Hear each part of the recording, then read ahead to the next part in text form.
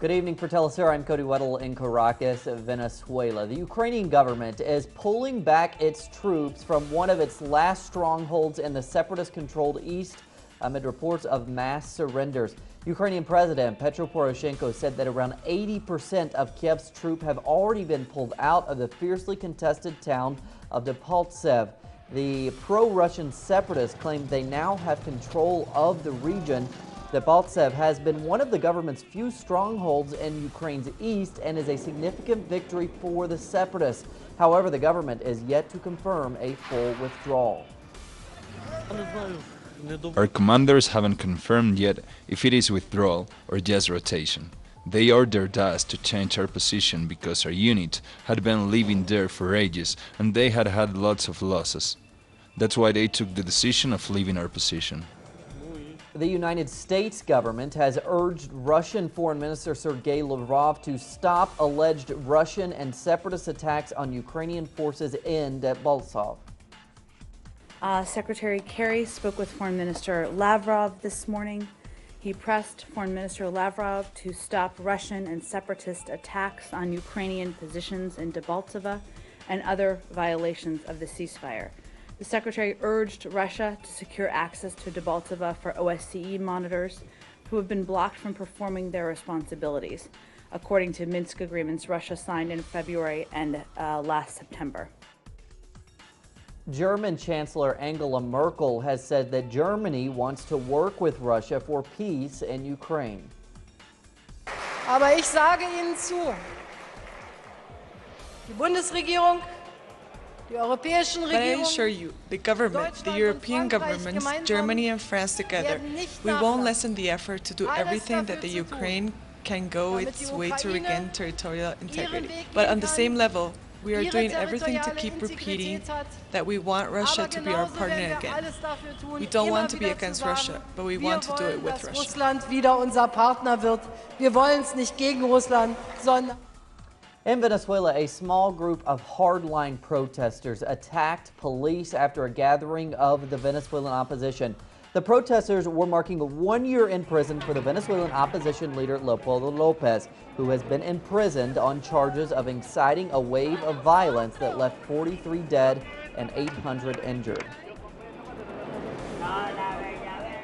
A march of silence, as they called it, led by judicial officials to honor deceased prosecutor Alberto Nisman, will be held in Buenos Aires amid accusations by Argentina's government that those behind the march are plotting what they call a soft coup.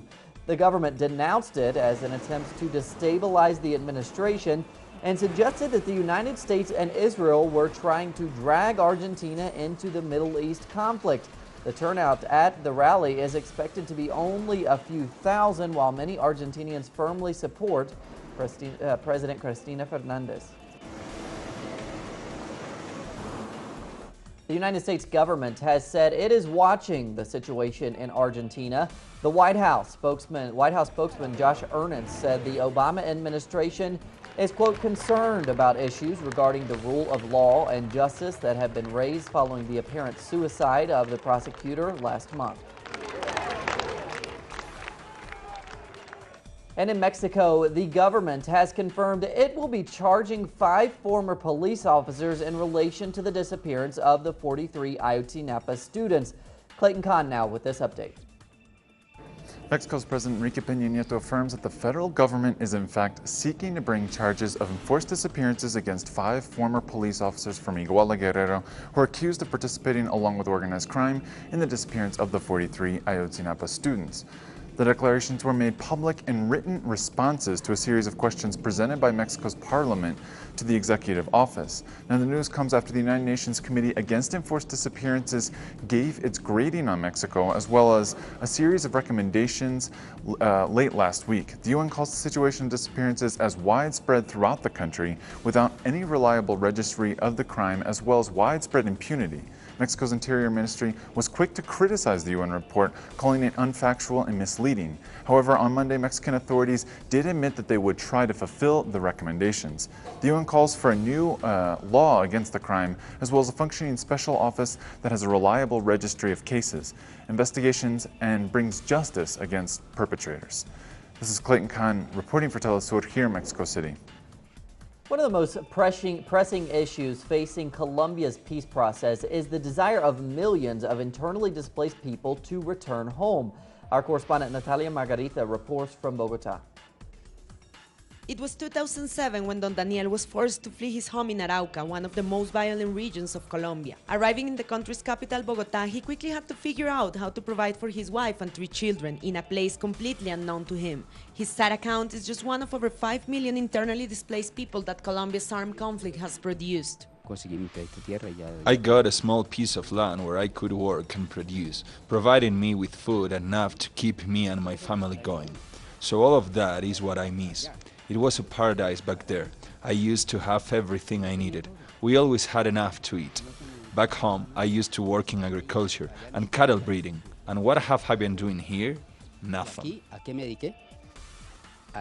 The ongoing peace process has given many displaced people a glimmer of hope to return to their homes. While wishing nothing more than to return to his land and having nothing in Bogotá at the age of 63, Don Daniel is fully aware that conditions are still not right to move back. What I used to have is lost. Once I get back, there will be nothing to work with, so the conditions are simply not there to work. The government should itself be in order to first be able to guarantee security and second, to be able to offer the required resources to rural workers. The recently issued report by the UN and the Institute of Studies on Conflicts and Humanitarian Action states that during the course of 2 years of peace talks in Havana, an estimated of 400 people have been displaced. Furthermore, it argues that despite a slight improvement in the humanitarian situation in Colombia, the overall circumstances are still dreadful. It could become even worse during the first months after a peace accord is reached, for the following reasons. The issue of displaced people returning to areas with armed groups present, as well as the issue of crimes against human rights defenders and rural leaders, which have actually increased in Colombia in 2015. Through the Colombian Law of Victims and Land Restitution of 2011, conditions seem to be set for internally displaced people to return. However, those attempting to get back their lands have often faced intimidation and in many cases murder. From Bogotá, Natalia Margarita, Telesur. U.S. House of Representatives Democratic leader Nancy Pelosi traveled to Cuba on Tuesday with a delegation of congressional Democrats. She was there to engage in talks with the Cuban Foreign Minister Bruno Rodriguez on normalizing relations. In a statement, the Obama administration said the trip aimed to build upon plans to normalize relations with Cuba. That initiative was announced late last year, among other plans.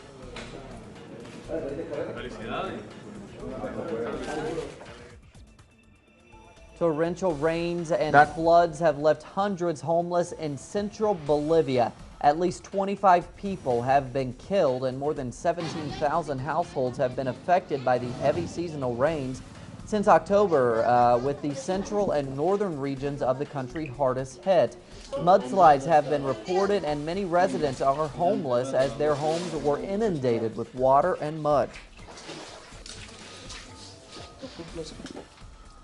Greek Finance Minister Yanis Varoufakis has said that he believes that the Eurozone finance ministers will approve an Athens government proposal extending the country's loan agreement later this week. A Greek request for a loan extension will first be considered by Eurozone officials in a working group on Thursday. The national issue of negotiations is progressing. I want to believe it will end well. Tomorrow, after tomorrow. We are on a good road. The consultations show all signs of convergence. Of course, until we reach the conclusion, no one can predict what will happen. I wanted to convey to you the climate of optimism and the good relations being built day by day, hour by hour, email by email.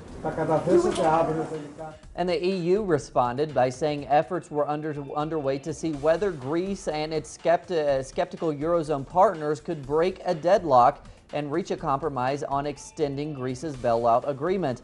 But Germany remains steadfast in saying there is little room for negotiation. First, we really need to see on paper what exactly Greek government is requesting. We all have to have in mind that we have a huge responsibility to make Europe, to hold Europe stable. That means it's a minimum of competitiveness, because otherwise Europe would fail in the... As a whole, it's not a matter of a German Europe. It's only the matter of a strong Europe. Öffentlich gewordenen Erklärungen aus Athen drauflege, passt da. A peace plan for Syria drafted by the United Nations Special Envoy Staffan de Mistura now depends on the country's opposition. On Tuesday, the Syrian government announced its commitment to suspend all military operations in Aleppo as a trial ceasefire. If successful, it could later be extended to other areas in the country. Nashwan Abdullah has more.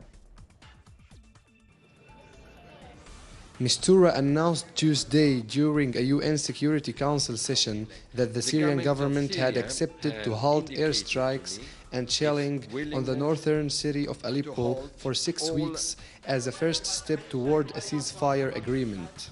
The Syrian government policy calls for a political solution to stop the bleeding. But the problem is with the multi-backed armed group in Aleppo.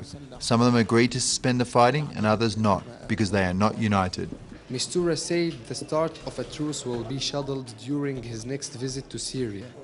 Many political analysts believe that Mistura's plan is in the best interest of the country's armed groups, as they consider a truce a rest in their almost 4-year war against the Syrian army. The USA announcing about a close agreement with Turkish government to train and aid the so-called moderate opposition is proof that they will try to prevent any solution. Those are fighting in the same line with extremist groups. The Syrian army announced on Tuesday that its forces are so close to establishing control on the northern countryside of Aleppo, which would be a blow to extremists who continue to target civilians in the city with mortar and rocket shells. Nashwan Abdullah, Telesur, Damascus, Syria. The head of the United Nations met with Libya's foreign minister to discuss the situation in Libya. The meeting comes as Libya has descended into factional fighting, leaving the country almost lawless nearly 4 years after Muammar Gaddafi's fall. Over the weekend, Islamic State militants claimed responsibility for beheading 21 Egyptian Coptic Christians who were seeking work in Libya. That prompted Egypt to launch airstrikes against their positions. The government of Poland was complicit in the CIA's detention and torture program. That's according to the European Court of Human Rights. According to the court, 2 current Guantanamo inmates were held in a CIA prison in the country where they were tortured. It ruled that Poland failed in its duty under European human rights law to protect them or investigate what happened. The court rejected Poland's appeal of the original ruling, which was made last July.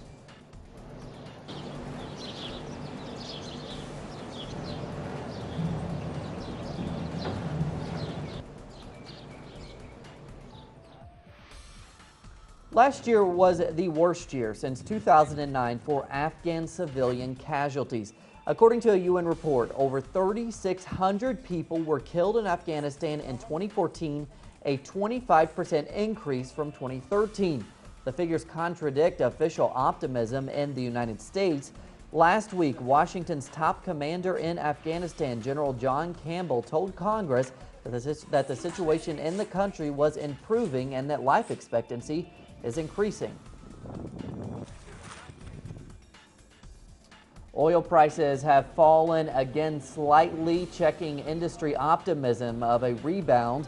Prices have now dropped below $62 a barrel after reaching the year's highest prices on Tuesday.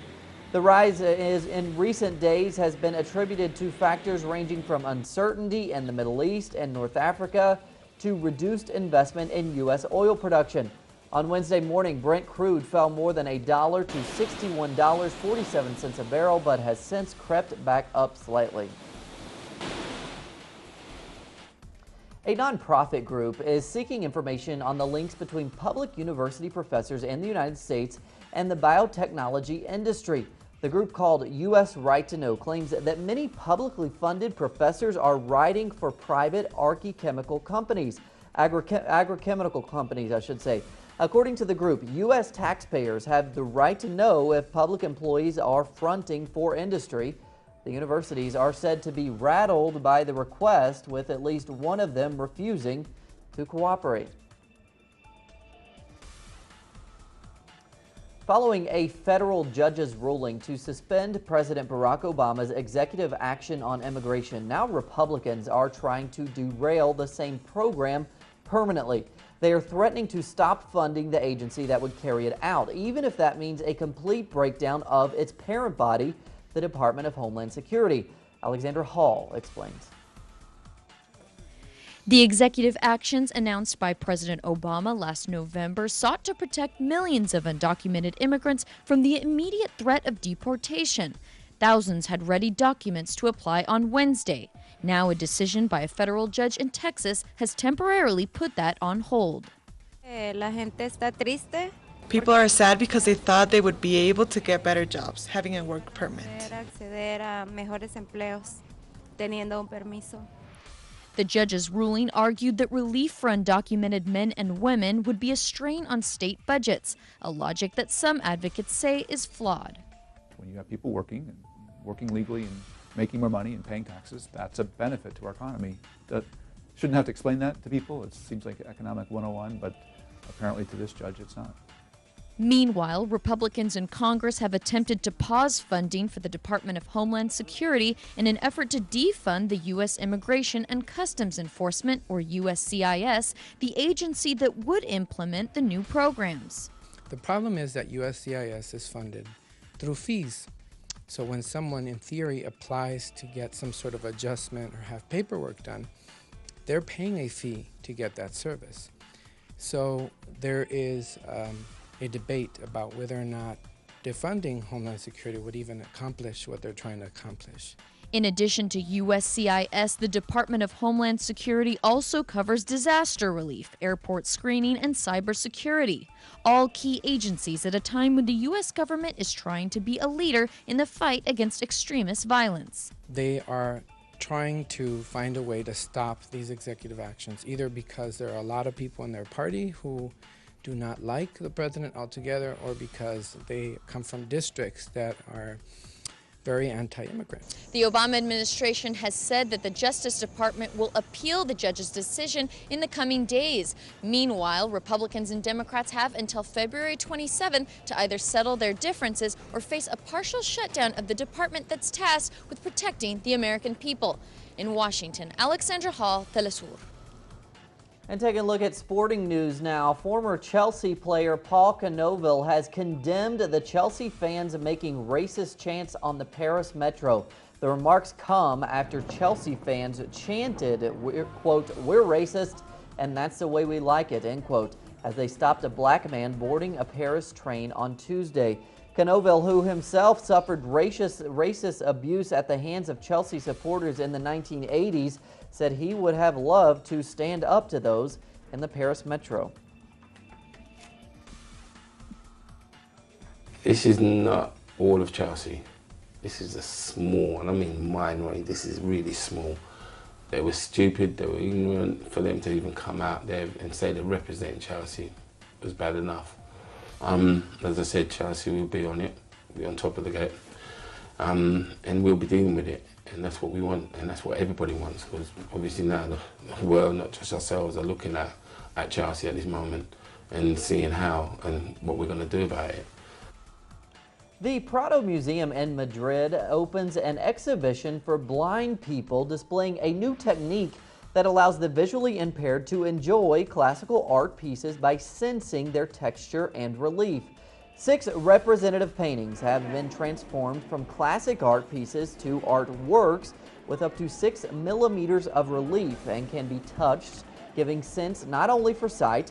This allows visitors to feel whether the people in the picture are smiling or serious, or whether they remain still or show signs of movement.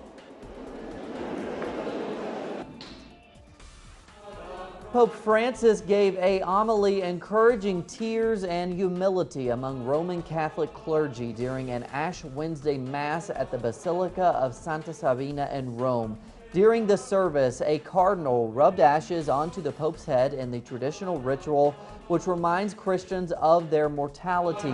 Lent, which ends on Easter Sunday, is the season when Christians are called to fast, to make sacrifices, and to give alms to the less fortunate.